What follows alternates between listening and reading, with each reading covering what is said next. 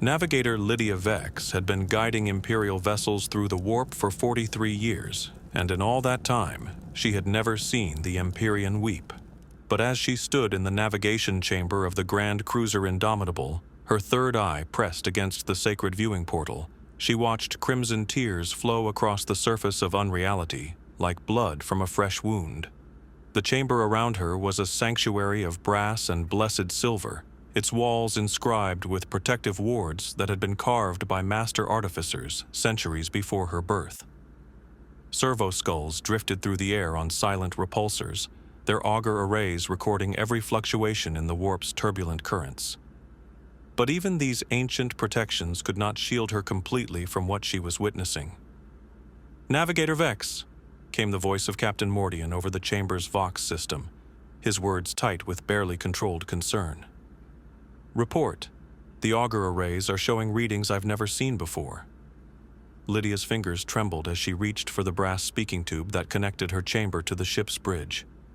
In 4 decades of service to the Imperium, she had guided vessels through warp storms that could tear apart space itself, had navigated around the hunting grounds of entities that existed only to devour human souls. But this was different. This was personal. "Captain," she said, her voice barely above a whisper, "we need to translate back to real space, immediately." Through her third eye, Lydia watched as streams of raw chaos energy poured from a jagged tear in the fabric of reality. It stretched across dimensions that human minds were not meant to perceive, a cosmic laceration that seemed to pulse with malevolent life. Around its edges, she could see shapes moving in the darkness, things that had no business existing in any universe governed by natural law.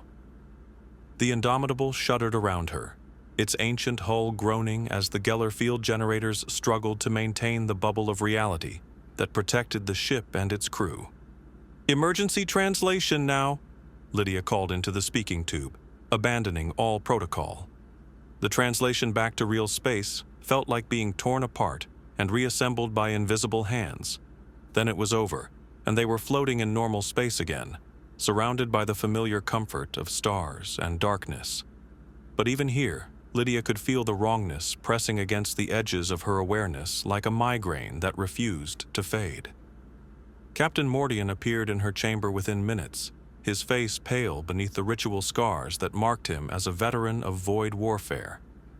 "Navigator," he said, his voice carefully controlled, "explain what we just escaped from." "Someone has torn a hole in reality itself, Captain. Something vast and deliberate, like a surgical incision made by a blade the size of a battle cruiser. And through that hole, chaos is pouring into our dimension." In the Indomitable's astropathic chamber, telepathica adept Caesarion felt the psychic shockwave wash over him like a tide of liquid fire. When his vision cleared, he found himself staring at charts and star maps that seemed to shift and writhe when observed directly. The Cadian Gate was marked with symbols that hurt to look upon. As his message shot across the void to Sector Command, Caesarion felt a chill that had nothing to do with the chamber's controlled atmosphere. This was the first time he had been required to inform his superiors that the galaxy itself was under attack. The Void War against chaos had begun, though none of the participants yet understood the true scope of what they were facing. In the darkness between stars, ancient powers were stirring to wakefulness, and the ships of the Imperial Navy would be the first to stand in their path. Admiral Korath had commanded Battlefleet Gothic for 12 years, but as he stared at the tactical display showing the approach of what his crews had begun calling the Fleet of the Damned, he felt genuine uncertainty about whether his forces would survive the next few hours. The contact reports had been arriving for 6 hours now, each one more disturbing than the last. Ships emerging from warp translation points that shouldn't exist. Vessels whose energy signatures defied classification by Imperial sensor arrays. Formations that moved through space in patterns that suggested intelligence but followed no tactical doctrine known to human military science. "Sir," called Commander Thrace, "Captain Mordian reports that the unknown vessels are singing." The bridge fell silent. Korath had heard many strange things during his decades of void service, but ships that sang were something new. The vessels are broadcasting on multiple frequencies simultaneously, Thrace continued, something the tech adepts describe as psychically resonant harmonics. The ship's astropath reports that the transmissions are affecting the crew's emotional state.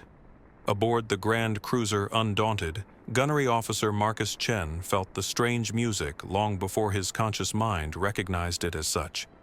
It began as a vibration in the ship's hull, then gradually resolved into something that resembled melody.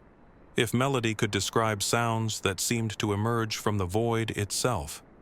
The unknown vessels were arranged in a formation that seemed to shift and flow like a living thing.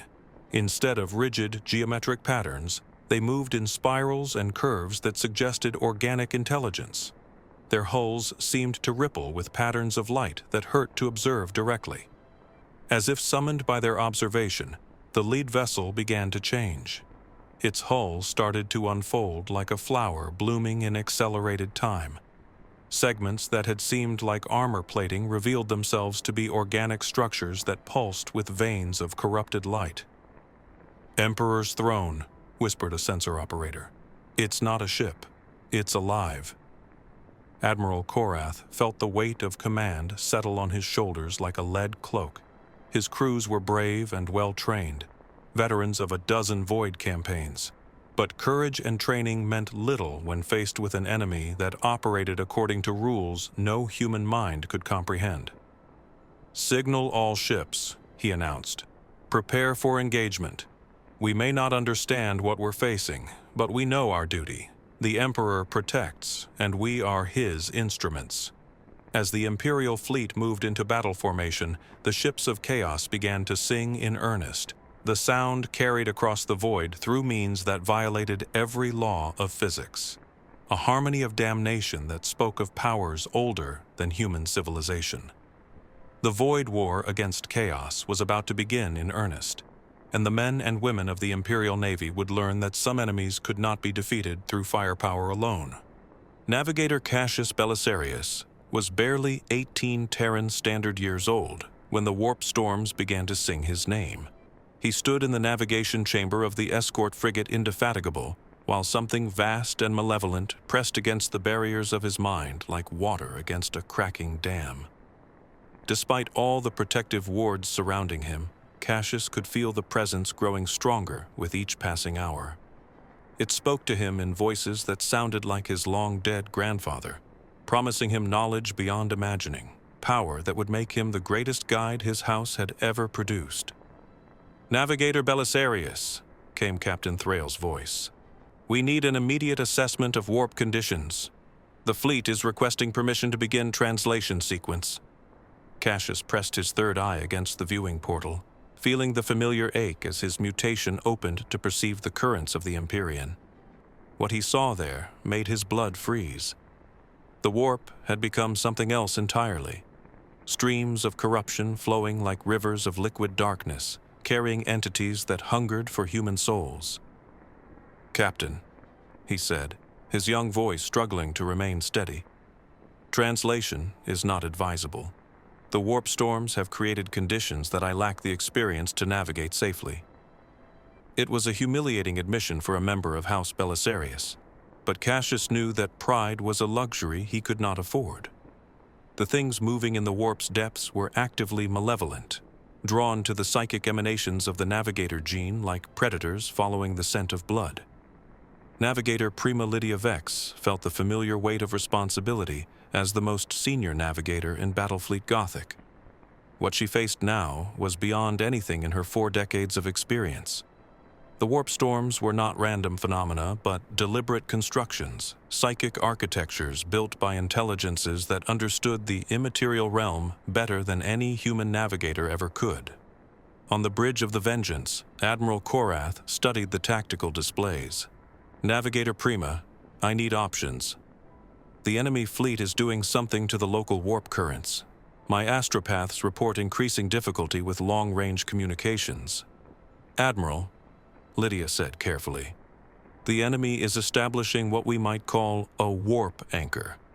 They're using their demon ships to create a stable point in the Imperium around which they can control local space-time. They're trying to trap us in real space, Korath realized. Worse, if they succeed, they'll be able to call reinforcements directly from the warp without the usual risks. We could face unlimited enemy vessels. How long before they complete their anchor? Lydia's third eye ached as she peered into the warp's turbulent currents. Perhaps 6 hours, maybe less if they're willing to sacrifice some smaller vessels. Then we attack before they're ready, Korath decided. Signal all ships, general advance. We'll break their formation before they can complete whatever ritual they're attempting. As the Imperial fleet began to move forward, Lydia felt every instinct screaming that they were sailing directly into a trap that had been millennia in the making. Across the fleet, young navigators felt the demon ship's song growing louder, penetrating their shielded chambers with harmonics that spoke directly to the navigator gene. It was a siren call promising ultimate knowledge, unlimited power, freedom from the constraints that bound them to the Emperor's service. The battle for the future of human civilization had begun, and the navigators would learn that some enemies could only be opposed through will and faith, and the desperate hope that humanity's light would prove stronger than the darkness. Tech Adept Morgrim had served the Omnissiah for 47 years, but as he stood in the Gellerfield generator chamber of the heavy cruiser Inviolate, watching readings that defied every principle of sacred knowledge, he felt genuine fear for the sanctity of the machine. The chamber was a cathedral of brass and steel, its walls lined with generators that created the bubble of reality protecting the ship from warp predators. Brass panels inscribed with Philip Geller's sacred equations covered every surface, their mathematical formulae serving as both functional components and protective wards. But now those same equations were changing before his eyes, the sacred mathematics twisting into configurations that hurt to observe directly. The Geller field generators hummed with harmonics that spoke of strain beyond their designed parameters, their machine spirits crying out as forces pressed against them from dimensions that should not have been able to reach into real space. Tech Adept Morgrim, came Captain Voss's voice. Status report on Geller field integrity. Morgrim's augmetic fingers danced across control panels, his mechadendrite appendages interfacing directly with the generator systems. What he found made his biological components shiver with dread. The field was holding, but barely, and power requirements were increasing exponentially. Captain, Geller field integrity remains at acceptable parameters, but external pressure exceeds all design specifications. Whatever is pressing against our barriers possesses capabilities that exceed original assumptions. The truth was more horrifying than he would admit over open channels. The entities pressing against the Inviolate's Geller field weren't simply trying to break through. They were studying the protective barriers, learning how the sacred technology functioned, probing for weaknesses. In the power core, Tech Acolyte Kalen monitored plasma conduits feeding the generators. The plasma flow is becoming irregular, she reported. The conduits are resonating at frequencies that don't match any known patterns. Something is interfering with the plasma stream itself. If the plasma flow becomes unstable, Morgrim warned, we'll have approximately 3 minutes before total Geller field collapse. Those 3 minutes would determine whether the crew lived to see another sunrise or became playthings for entities that viewed human souls as amusing diversions. Aboard the frigate Dauntless, Engine Seer Vex monitored similar readings with growing alarm. The field harmonics are shifting, she reported. External entities are attempting to match our protective frequencies.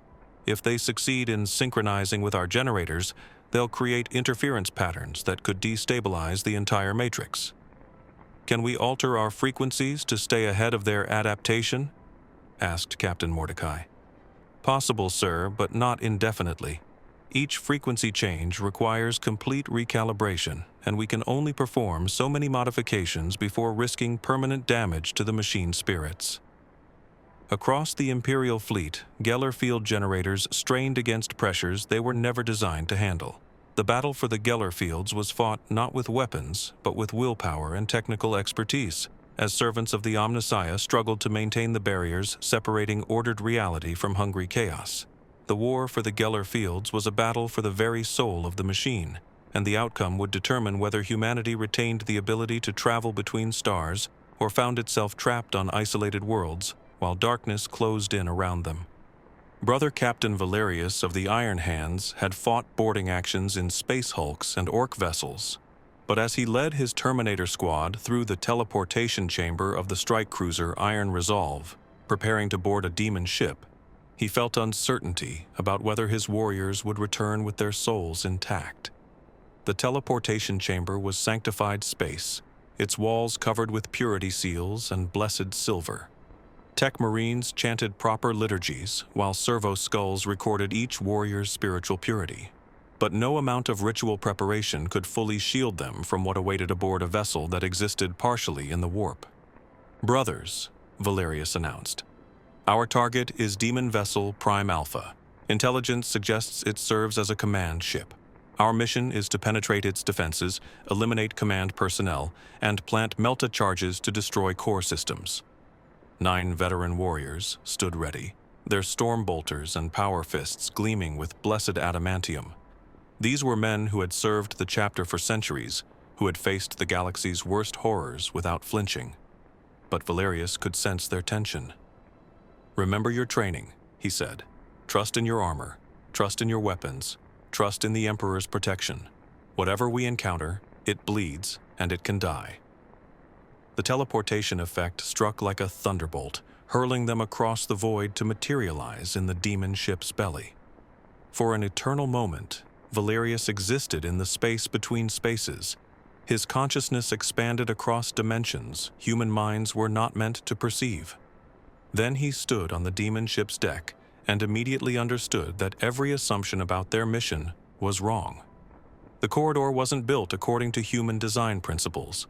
Walls curved in directions that hurt to observe directly, covered with what appeared to be metal but felt like living flesh. The air carried scents that triggered instinctive revulsion in his gene-enhanced nervous system. "Form defensive perimeter," he ordered, but their training had assumed they'd fight in environments governed by normal physics, not where geometry itself seemed hostile to human presence. The creatures emerging from morphing corridors were things that shouldn't have existed in any natural universe. Some bore crude resemblance to human form but twisted in ways suggesting mockery rather than evolution. Others defied classification, assemblages of teeth, claws, and eyes moving with purpose but no apparent intelligence. "Open fire," Valerius commanded. The corridor filled with storm bolter thunder and power weapon harmonics. Blessed ammunition tore through corrupted flesh efficiently, but the creatures felt no pain, pressing forward even as their bodies disintegrated. They advanced through corridors that shifted like a living maze, each chamber revealing new horrors, walls pulsing with corrupted light, floors yielding like diseased flesh, ceilings weeping liquid metal tears. In the command center, they found a chamber defying three-dimensional geometry.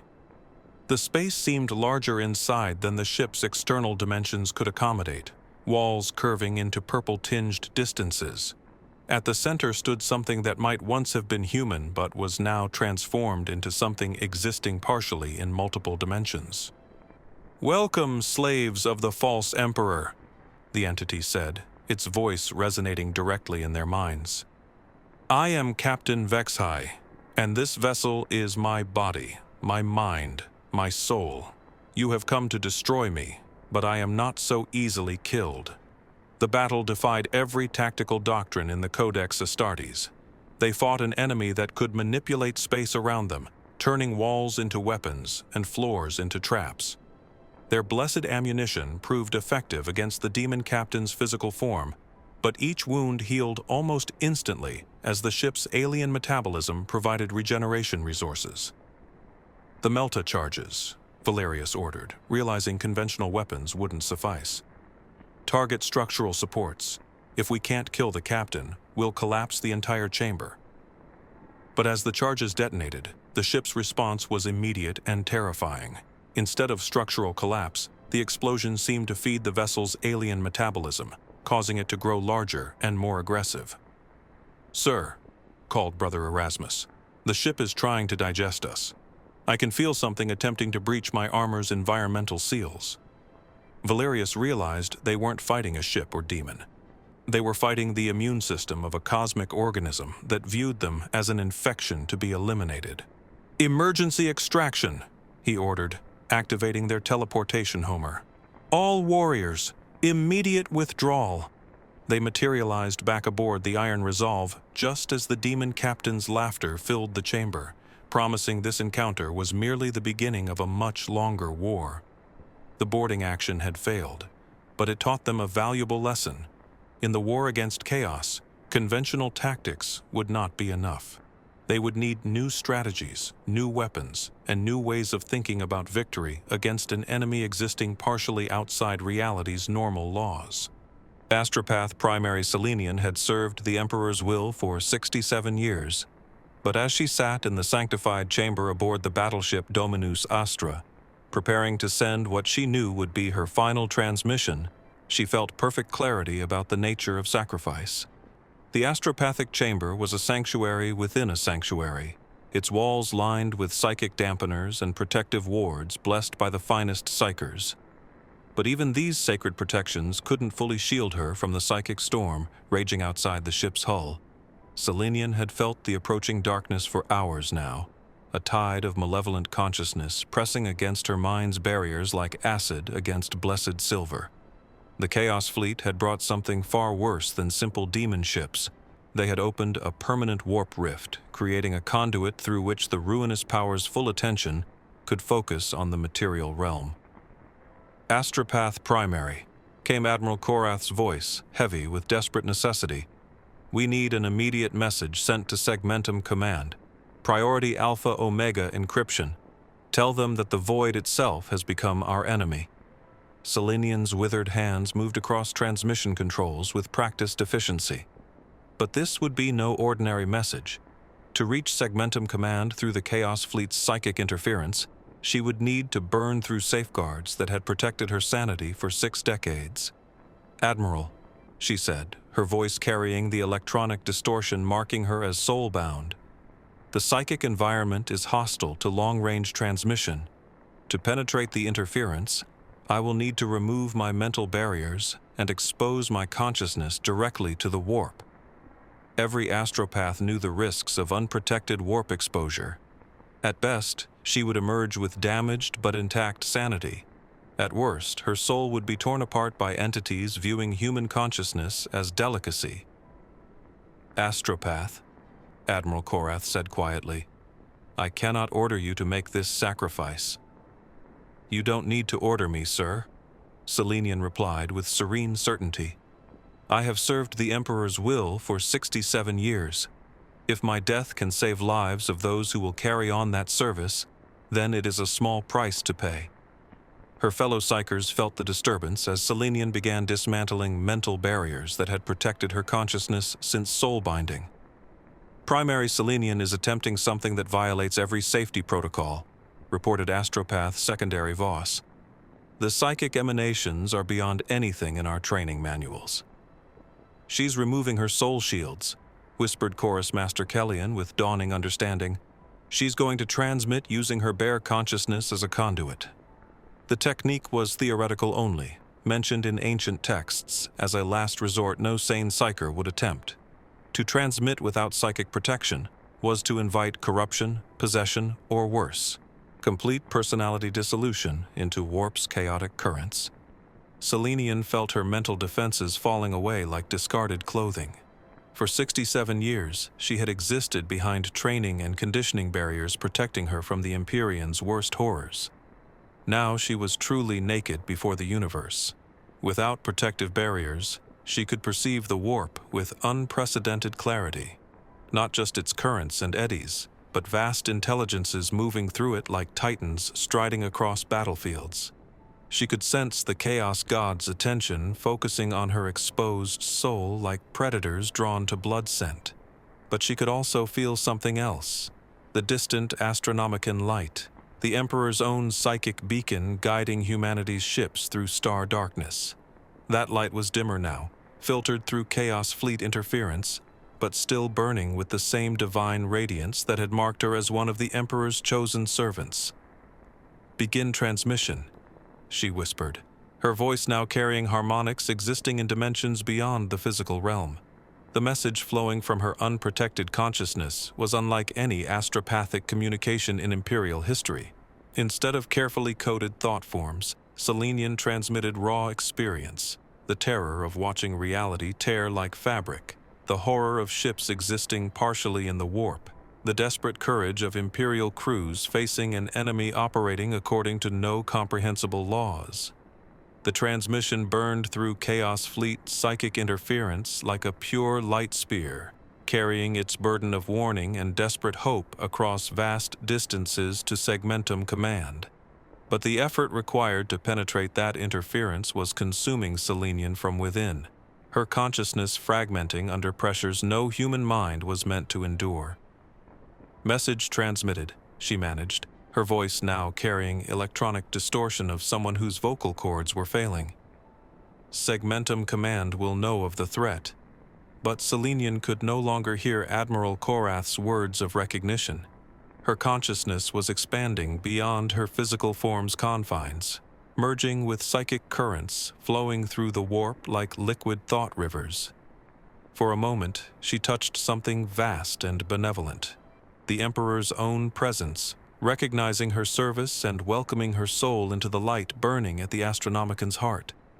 Then she was gone, her body collapsing into the meditation chair, while her soul ascended to whatever reward awaited those who had given everything in service to humanity's survival.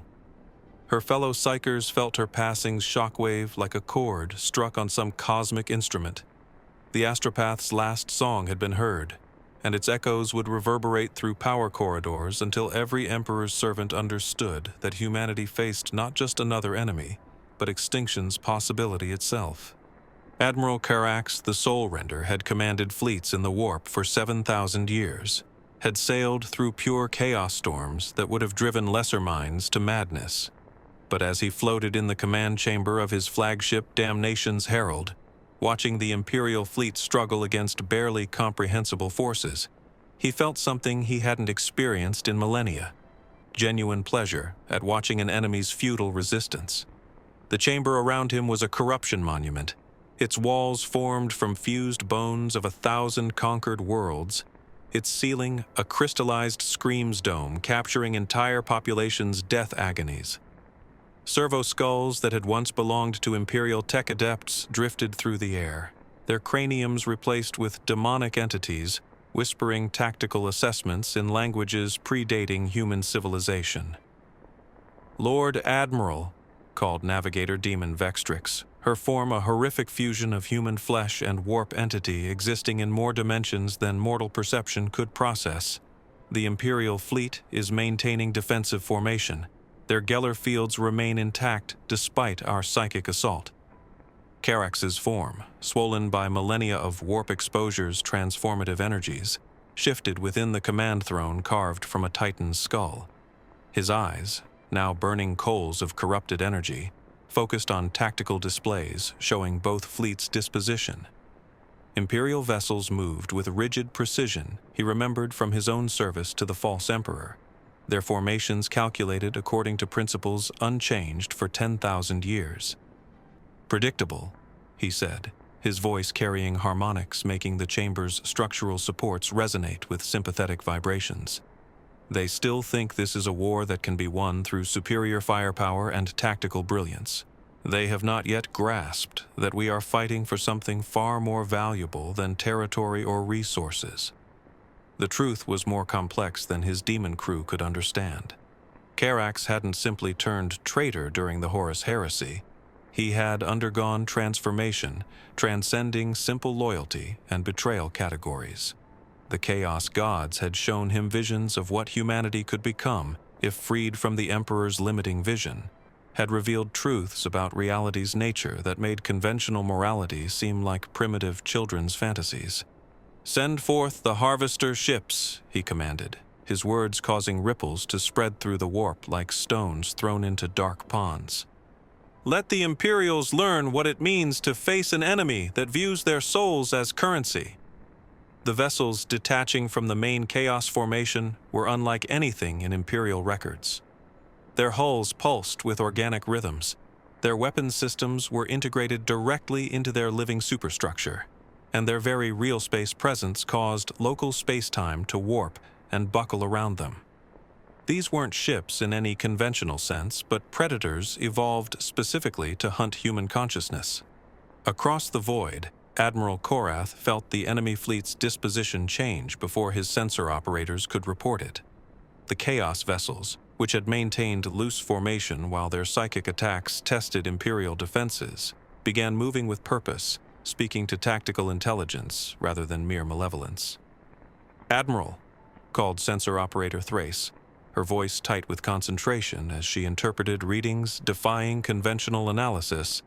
"Enemy vessels are advancing. Configuration unknown, but they're moving in what appears to be a harvesting pattern." "Explain harvesting pattern, Commander." "Sir, they're not moving to engage our ships directly.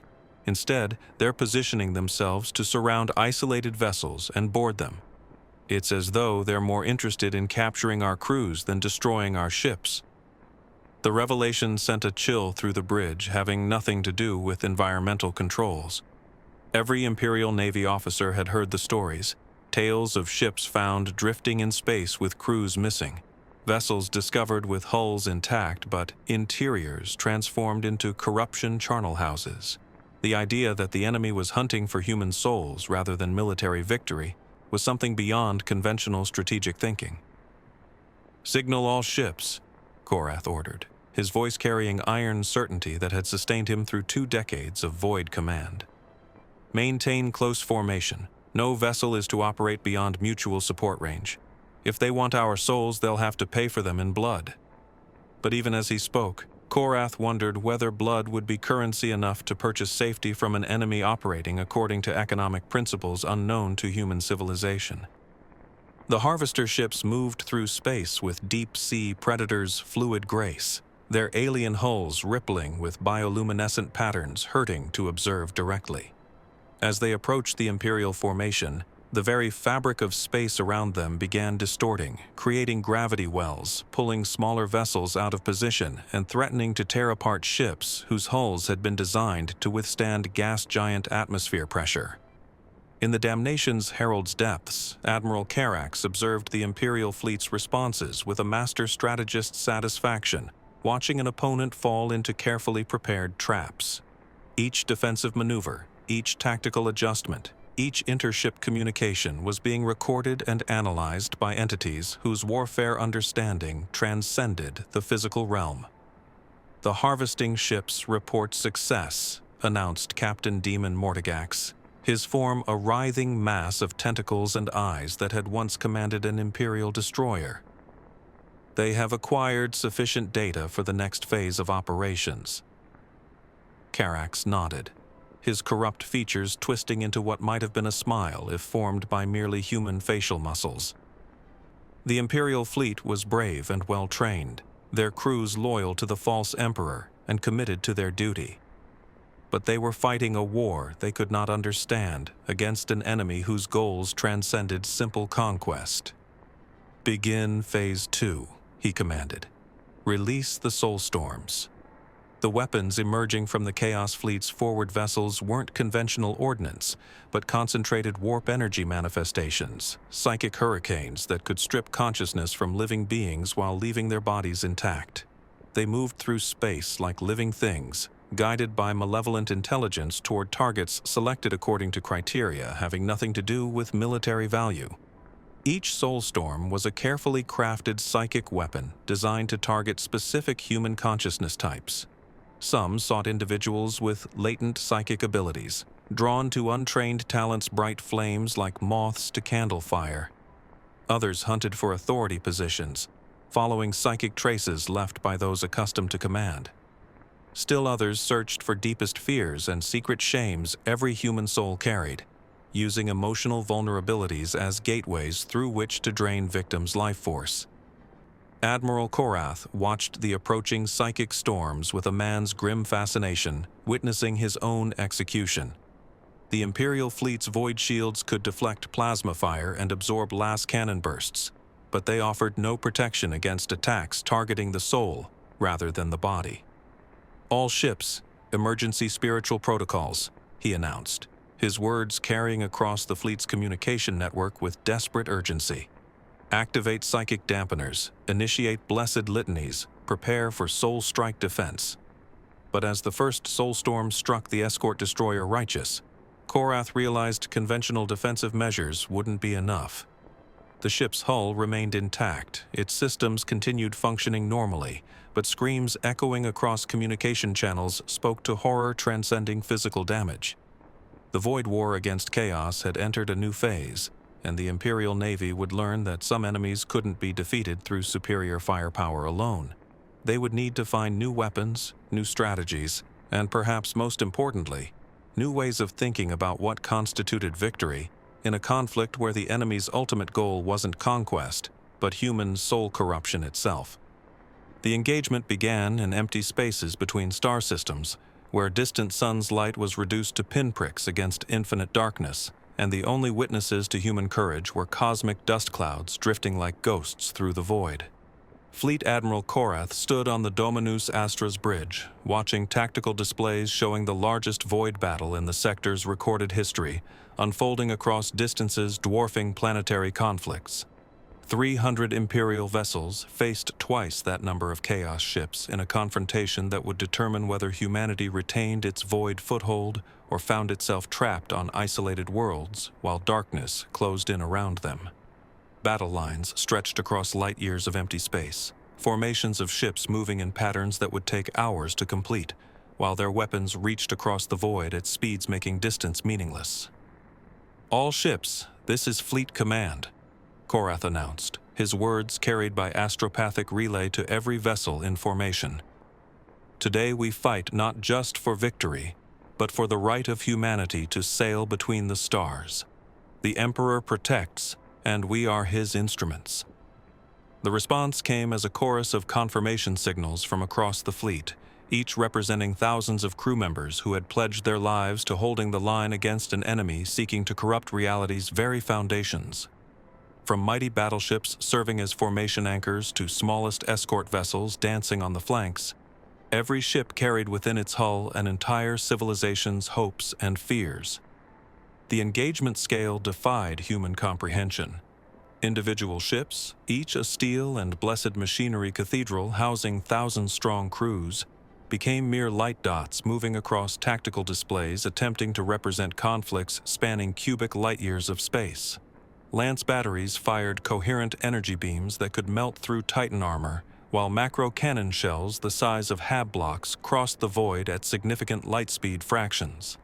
The first fire exchange lit up the void like a newborn star, lance batteries and macro cannons speaking with thunder voices while their energies reached across the void to test ships' defenses that might not be entirely matter-composed.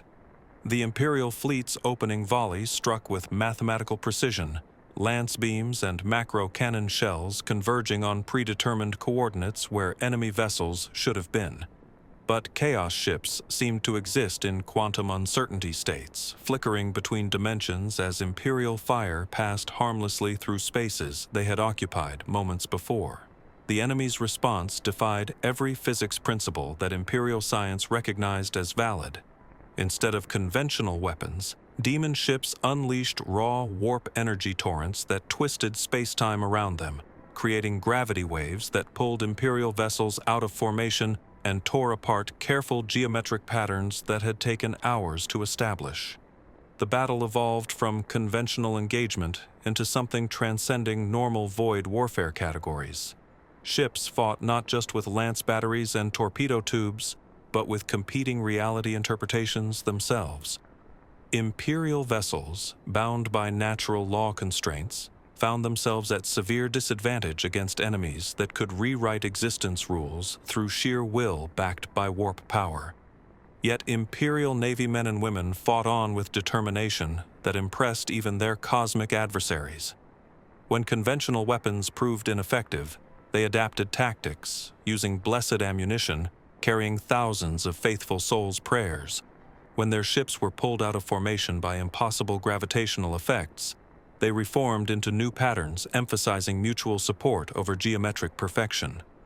The turning point came when Navigator Prima Vex, despite danger to her own sanity, opened her third eye to observe the battle through warp sight lens. What she saw there gave her an insight that would reshape Imperial naval doctrine for millennia to come. "Admiral," she called across the Vengeance's bridge, her voice tight with strain from perceiving reality through multiple dimensions simultaneously. "The enemy's ships aren't just using the warp, they're anchored to it. Their immaterial realm connection is what allows them to violate physical law. If we can disrupt those connections, we can force them to fight by our rules," Korath finished, understanding immediately flashing across his weathered features. "Signal all ships with psyker crews. Coordinate your efforts. We're going to try to cut the demon ship's lifelines." What followed was the first recorded instance of coordinated psychic warfare on such a massive scale. Astropaths, navigators, and even untrained psychers among the crew combined their abilities to create interference patterns in the warp, disrupting the delicate connections that allowed the Chaos vessels to exist partially outside normal spacetime. The effect was immediate and dramatic. Demon ships that had been flickering between dimensions suddenly found themselves locked into real space, subject to the same physical laws that governed Imperial vessels. Their impossible weapons systems began to malfunction as the warp energies that powered them were cut off from their sources. For the first time since the battle began, Imperial fire found its mark with devastating effect. "Direct hit on enemy flagship," reported Gunnery Officer Chen, his voice carrying triumph that had been absent from Imperial communications for hours. "Their hull is breaching, their bleeding atmosphere." But the victory came at a terrible cost. The psychic effort required to disrupt the enemy's warp connections had pushed the Imperial fleet's psychers beyond their limits. Across the formation, astropaths screamed as their minds were burned out by forces they were never meant to channel, while navigators collapsed as their third eyes bled tears of liquid silver. The price of forcing reality to conform to human understanding had been measured in the souls of those brave enough to attempt it, but their sacrifice had given the Imperial fleet a fighting chance against an enemy that had seemed invincible only moments before. As the battle raged on through hours that felt like centuries, both fleets learned lessons that would reshape their understanding of warfare itself. The Imperial Navy discovered that faith and determination could overcome even the most impossible odds, while the forces of chaos learned that humanity possessed reserves of courage that could not be measured by any rational calculation. In the end, neither side could claim total victory. The Chaos fleet withdrew into the warp after suffering losses that would take centuries to replace, while the Imperial formation limped toward the nearest fortress world, with barely a third of its original strength intact. Both sides had been bloodied, both had learned respect for their opponent's capabilities, and both understood that this engagement was merely the opening move in a war that would span millennia. The Deep Void battle had ended, but its echoes would reverberate through history as the moment when humanity first proved that it could stand against the cosmic forces that sought to drag the galaxy into madness and despair. In the darkness between stars, where the light of human courage burned bright against the infinite night, the void war against chaos had entered a new phase that would test the very foundations of what it meant to be human in a universe that offered no guarantees except the certainty of struggle. 3 days after the Deep Void battle, Admiral Korath stood in the chapel aboard the Dominus Astra, surrounded by the names of the dead carved into walls of black marble that seemed to absorb light rather than reflect it.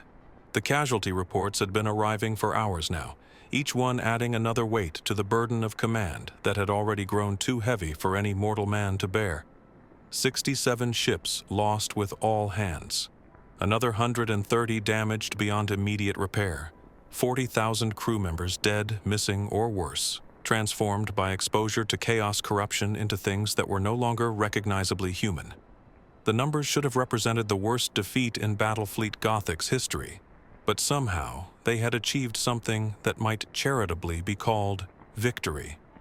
"Admiral," called Commander Thrace from the chapel's entrance, her voice carefully neutral despite the exhaustion that marked her features. "The final damage assessments are complete. Also, sir, we're receiving astropathic communications from Segmentum Command." Korath nodded slowly, his eyes never leaving the memorial wall where the names of his fallen officers were being inscribed by servo skulls, whose auger arrays had been blessed by the ship's chaplain. Each name represented a life cut short, a family that would never see their loved one return, a future that would never be fulfilled. "Tell me about the reinforcements," he said, though he already suspected what the answer would be. "Sir, Battlefleet Armageddon is en route, but their earliest estimated arrival is 6 weeks. Battlefleet Cadia is engaged with enemy forces in the Gothic sector and cannot be spared. We're on our own for the immediate future."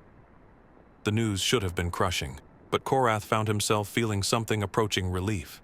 The responsibility for holding the line against chaos would remain with his surviving ships and crews, the men and women who had already proven themselves capable of facing the impossible and somehow finding the will to continue fighting. In the medical bay that had been hastily converted to handle casualties that transcended conventional injury categories, Chief Surgeon Vorn worked with quiet efficiency to treat wounds that challenged every principle of medical science. Some of the injured crew members bore physical trauma that could be addressed through conventional surgery and medication. Others had been touched by chaos corruption in ways that left their souls scarred even as their bodies remained intact. "Doctor," called his surgical assistant, Tech Adept Kellyan, "the patient in Bay 7 is manifesting unusual symptoms. His vital signs are stable, but he's speaking in languages that the linguistics cogitators cannot identify." Vorn sighed, setting down the surgical instruments he had been cleaning with ritual precision. The young rating in Bay 7 had been exposed to psychic contamination when his station was breached during the battle, and the corruption was manifesting in ways that medical training had never prepared him to address. "Has he been seen by a chaplain?" Vorn asked, knowing that some wounds could only be healed through faith rather than medicine. "Chaplain Mordecai examined him this morning, sir. He reported that the patient's soul remains pure, but his mind has been expanded. He's perceiving things that exist in dimensions beyond normal human perception. It was a common side effect of exposure to warp energies. Some individuals developed enhanced psychic sensitivity that allowed them to perceive reality in ways that could drive them mad if not properly managed. The young rating would need to be transferred to a specialized facility where trained psychers could help him learn to control his new abilities. The cost of the battle extended far beyond the simple mathematics of ships lost and crew members killed. The Imperial fleet that had engaged the Chaos forces had been fundamentally changed by the experience, marked by exposure to forces that operated according to principles no human mind was meant to comprehend. Admiral Korath spent the following weeks implementing changes to fleet doctrine that reflected the harsh lessons learned during the Deep Void battle. Traditional formation fighting gave way to more flexible tactics designed to counter an enemy that could summon reinforcements from the warp without warning. New protocols were established for dealing with psychic attacks that targeted crew morale rather than ship systems. Most importantly, every vessel in the fleet received additional chaplains and psychic specialists trained to recognize and counter the subtle forms of corruption that Chaos forces used to turn Imperial crews against their own officers. The war against Chaos was as much a battle for the human soul as it was a conflict fought with conventional weapons. The enemy seeks to corrupt rather than simply destroy, Korath explained to his senior officers during a briefing that would establish the foundation for future anti-chaos operations. They view our ships and crews not as military targets, but as resources to be harvested. Our response must take this into account. The new tactics emphasized speed over firepower, hit-and-run attacks rather than sustained bombardment, withdrawal before the enemy could bring their corruption to bear on Imperial crews. It was a fighting style that went against every instinct of Imperial naval doctrine, but necessity had a way of teaching lessons that pride would have rejected. In the weeks that followed, scattered reports began to arrive from across the sector. Accounts of Imperial worlds that had gone silent, trade routes disrupted by vessels that appeared on sensor screens as friendly, until they opened fire with weapons that shouldn't exist. The Chaos Fleet had not been destroyed in the Deep Void battle, but had dispersed, spreading corruption across human space like a disease carried by the very ships meant to protect Imperial citizens. "We won the battle," Admiral Korath observed during a private conversation with Navigator Prima Vex. "But I fear we may have lost something more important. The enemy has learned our capabilities, studied our responses, adapted their tactics to counter our strengths. The next engagement will be fought on terms they choose, against an enemy that understands us better than we understand ourselves." The price of victory had been measured not just in ships and lives lost, but in innocence sacrificed to necessity.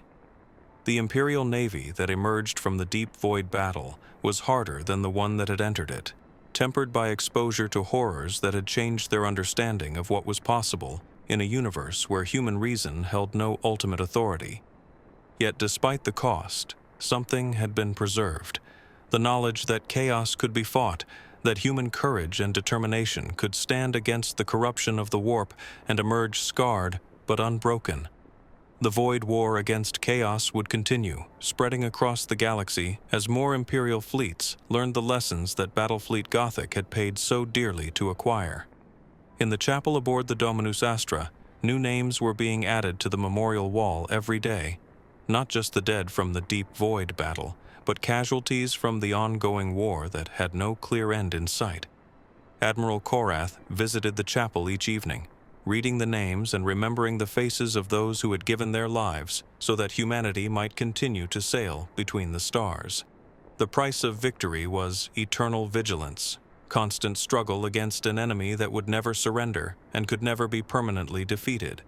But it was a price that the Imperial Navy was prepared to pay, because the alternative, surrender to the forces of chaos, would mean the end of everything that made human civilization worth preserving. 5 years after the Deep Void battle, Captain Elena Voss stood on the bridge of the strike cruiser Eternal Watch, observing sensor readings that had become as familiar as her own heartbeat. The patrol route through the Mordian sector took her ships past dead worlds and abandoned space stations, through asteroid fields that might conceal enemy vessels, and around gas giants whose upper atmospheres could hide a fleet of demon ships.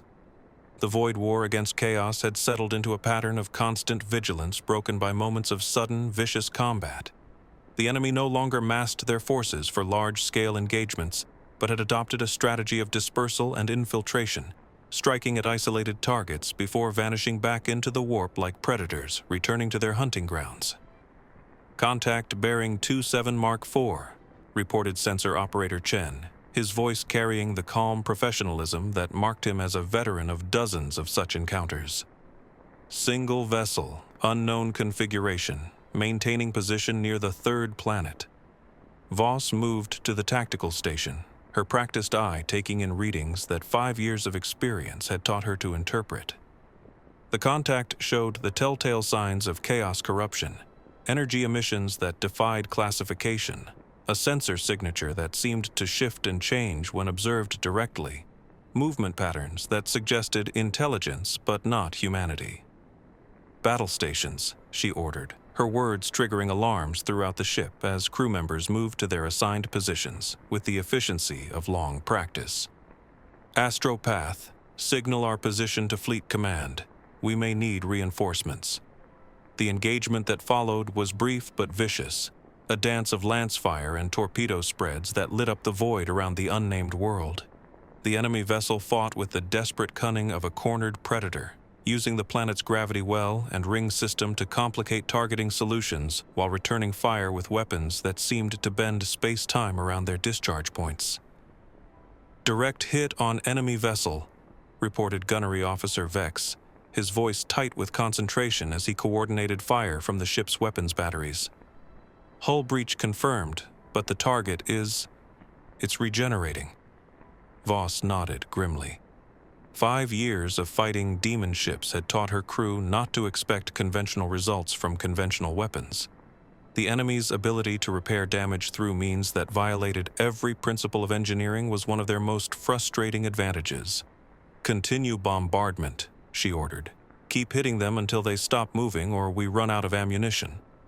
The battle ended when the demon ship simply vanished, folding space around itself to disappear into the warp without any apparent regard for the massive energies such a transition normally required.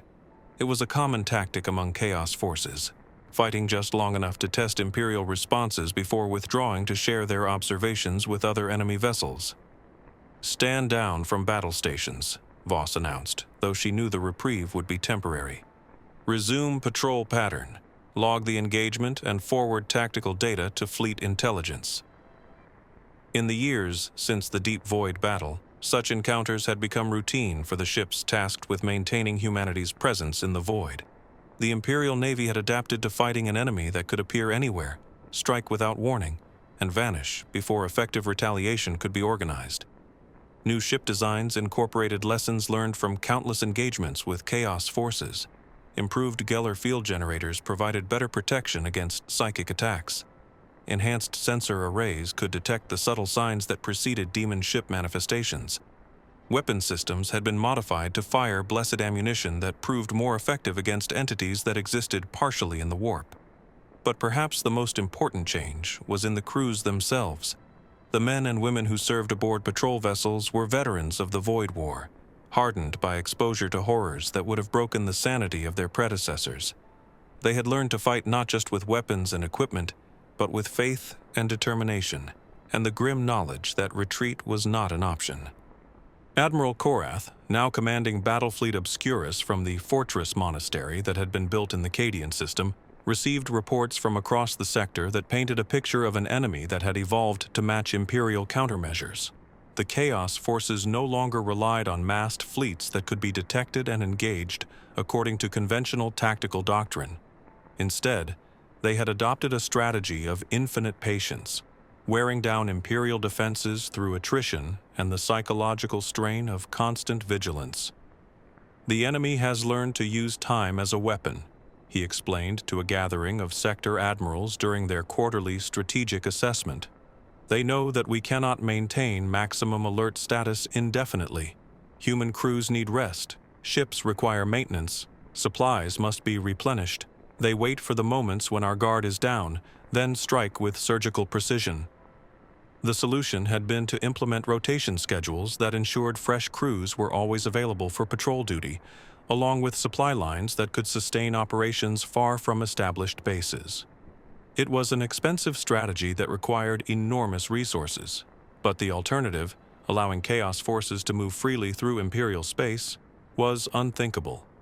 Navigator House Belisarius had established training academies on a dozen worlds. Their curriculum expanded to include techniques for detecting and countering warp manipulation. Young navigators learned not just how to guide ships through the Imperium's treacherous currents, but how to recognize when those currents had been altered by malevolent intelligence. Cassius Belisarius, now a navigator prima with 20 years of Void War experience, had written extensively about the psychological challenges of fighting an enemy that attacked the mind as much as the body. His treatises on maintaining mental discipline during extended operations had become required reading for all Imperial Navy personnel assigned to anti-chaos duties. "The corruption is subtle," he wrote in his most famous work, Navigating the Poisoned Stars. "It does not announce itself with obvious signs, but seeps into the consciousness like water into cracked stone. By the time the symptoms become apparent, the damage may already be irreversible." The Adeptus Ministorum had responded to the Void War by creating new orders of battle chaplains specifically trained to counter chaos corruption. These warrior priests served aboard patrol vessels, their presence providing both spiritual guidance and practical protection against the psychic attacks that had proven so effective during the early stages of the conflict. Tech Adept Morgrim, now elevated to the rank of Magos, supervised research projects dedicated to understanding how Imperial technology could be hardened against chaos influence. His laboratories, housed within heavily shielded facilities in the Forge world of Mars, studied captured demon ship components and developed countermeasures that pushed the boundaries of what the Omnissiah's faithful considered acceptable innovation.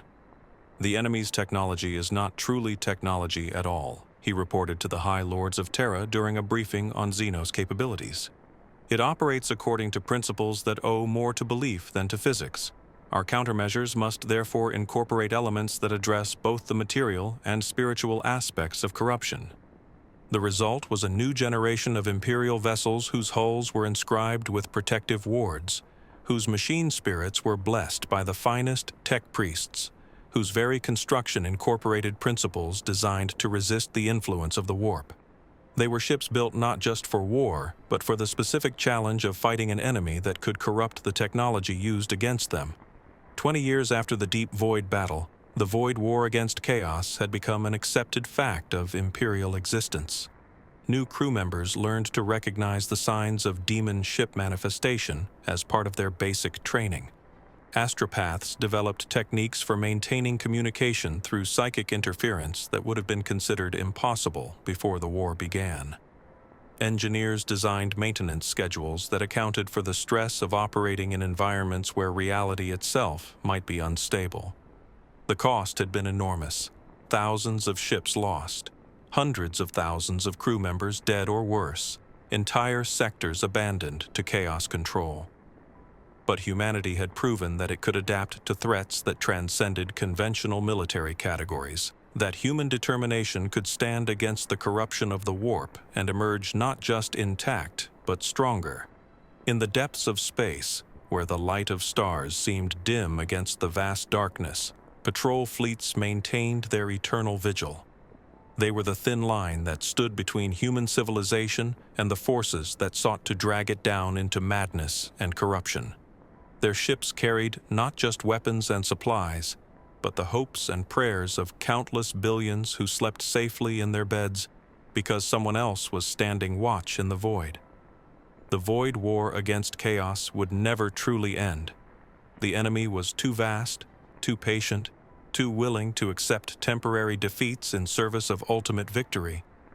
But as long as human hearts beat with courage and human minds held fast to faith, the vigil would continue. In the grim darkness of the far future, there was only war, but there were also those brave enough to fight it. And in the depths of the void, where the Emperor's light struggled against the endless night, the ships of the Imperial Navy continued their patrol, carrying with them the unshakable conviction that some things were worth fighting for, no matter how high the cost or how long the struggle might last. The stars themselves bore witness to their courage, and in their light, humanity's future remained secure. The eternal vigil continued, as it would for as long as human hearts beat with the rhythm of determination and human souls burned with the fire of unwavering faith. In the end, that was enough. It had to be enough. For in the darkness between the stars, where ancient evils pressed against the barriers of reality, the only thing standing between humanity and extinction was the will of ordinary people to do extraordinary things in service of something greater than themselves. The Void War against Chaos continued, eternal and unforgiving, but so did the human spirit that opposed it, and in that opposition, there was hope.